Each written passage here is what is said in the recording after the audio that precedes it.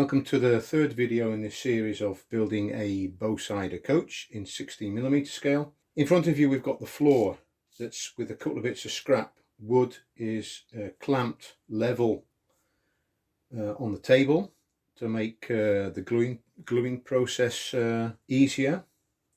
And here we have the compartment walls and the end pieces. Together they make up the basic skeleton of the coach.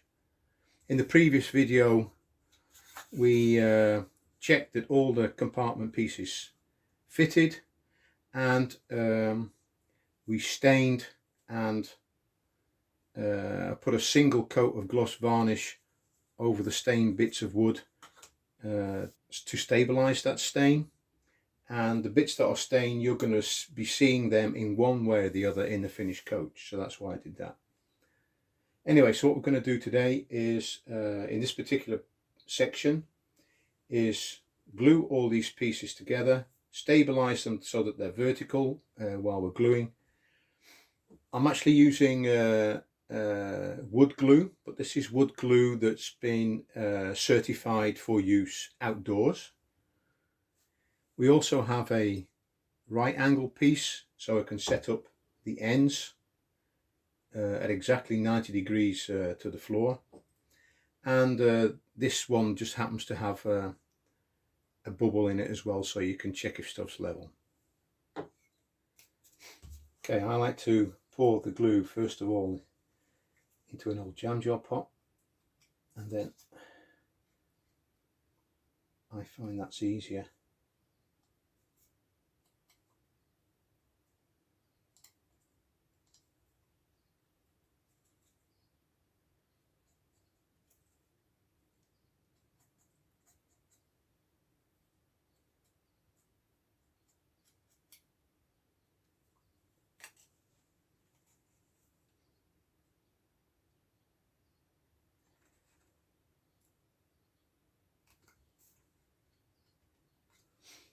I'm going to try and get a shift on with this actually.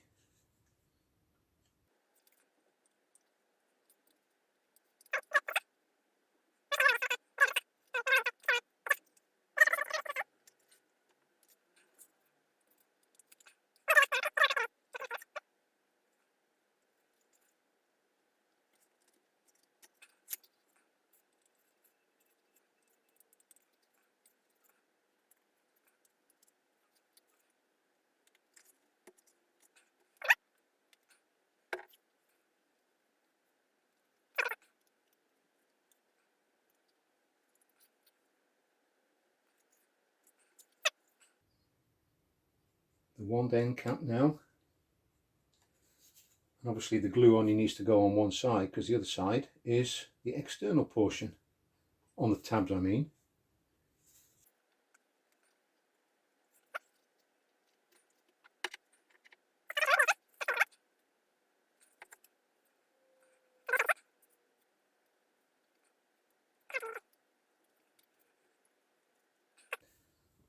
Swap that with that and move this to this side.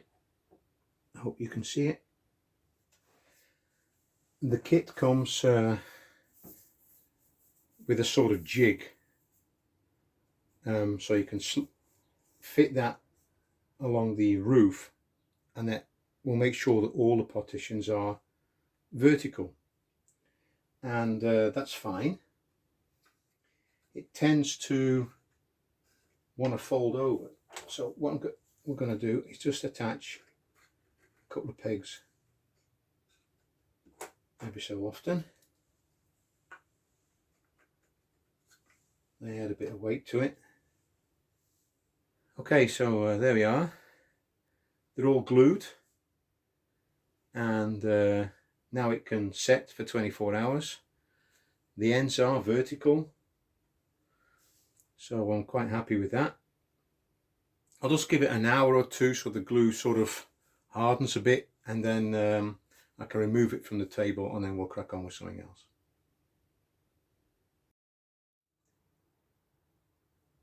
On the table we have one of the side panels for the coach. the staining around the door window opening, that's been done. It's had 2 layers and it's had 1 layer of gloss finish just to protect it. What I want to do now is crack on with preparing the side panels for painting. And of course you also get the fret that goes on top, and obviously these are going to be glued to each other with wood glue, and I want the glue to bind but to a wood on both surfaces. So what that means is where the underside of the fret is going to attach to the panel underneath, I don't want there to be any paint underneath. So what I'm going to have to do is mask off the key areas on where the fret is going to come. So that is around the doors, all of them, above the door here, and I'm also going to mask off around the edges wherever possible. Okay, so we've got the fret on top of the base piece, and just make sure it's horizontally aligned. You can see that because it's evenly around all the windows and everything. I want to get that midpoint there, something like that. Measure up the length from the end is 42 long, 42 millimeters.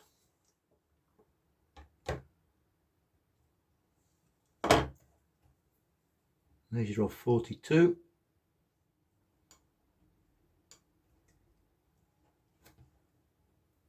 Put the tape exactly in the middle, like that. Quick check. See whether you see anything. No, that's fine. And the next one, other side.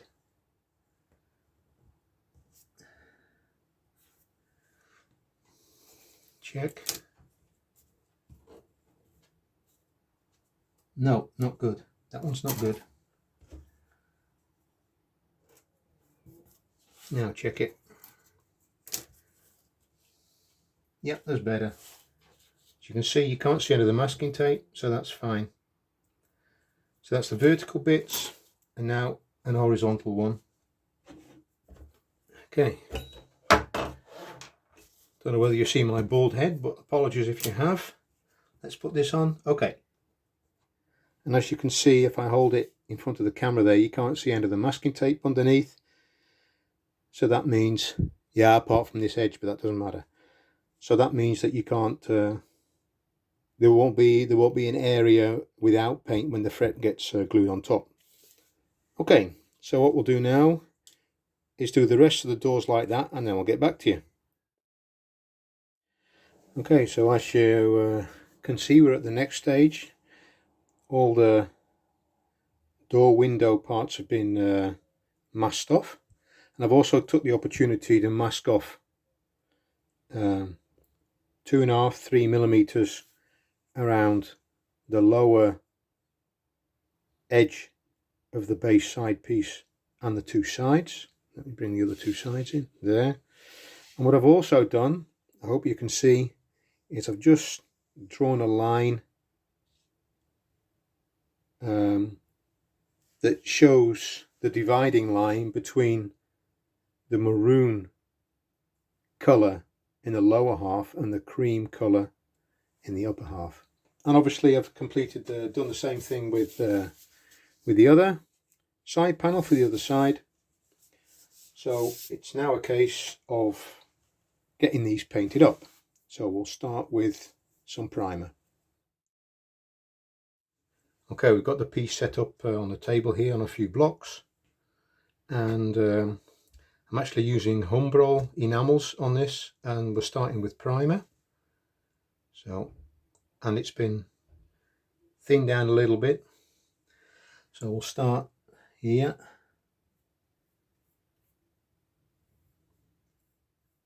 Just want to put quite a thin layer of primer on actually on the wood, just to give the actual colour something to bite into later.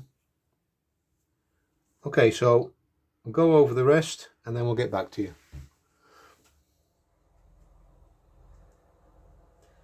Alright, so that's that done.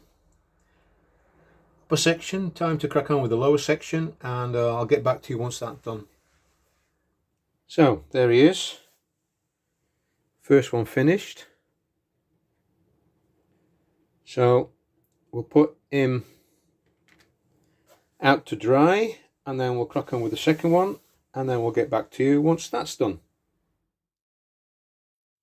So now we're ready to paint the livery colour on, and I'm actually going to be starting with the lower side of the panel, so that is in the maroon.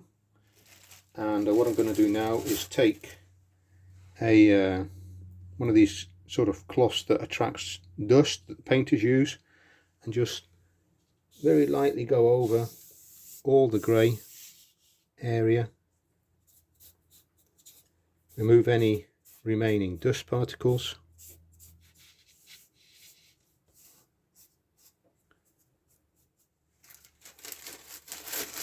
Put that back in its plastic bag, and we're now ready to paint the maroon layer. Start on the one side and we'll just go all the way through. Let's go.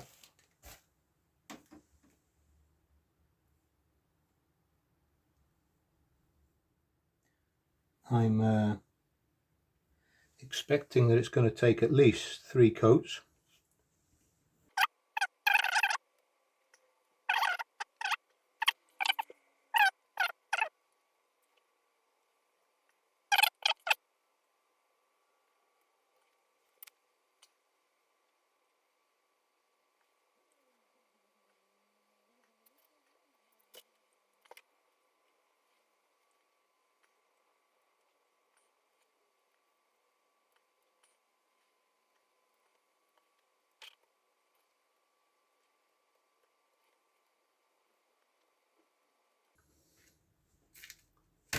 Okay, let me just take a quick look at that. Okay, for the first layer, I'm quite happy with that.